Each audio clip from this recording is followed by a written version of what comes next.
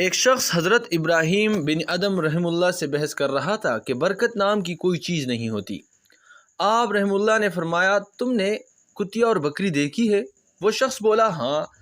آپ نے اس شخص سے پوچھا، کتیا اور بکری میں زیادہ بچے کون جنتا ہے، یعنی زیادہ بچے کون دیتا ہے؟ وہ بولا، کتیا۔ آپ نے فرمایا، تمہیں بکریاں زیادہ نظر آتی ہے یا کتے؟ وہ بولا، بکریاں۔ حضرت ابراہیم بن ادم رحمہ اللہ نے فرماتے ہیں، حالانکہ بکریاں ذبح ہوتی ہے مگر پھر بھی کم نہیں ہوتی، تو کیا یہ برکت نہیں ہے؟ اسی کا نام برکت ہے۔ پھر وہ شخص بولا، ایسا کیوں ہے کہ بکریوں میں برکت ہے اور کتوں میں نہیں؟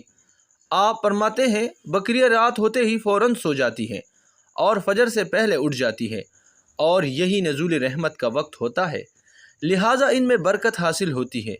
اور کتے رات بھر بھونکتے ہیں، پھر فجر کے قریب سو جاتے ہیں، لہٰذا وہ رحمت و برکت سے محروم ہوتے ہیں۔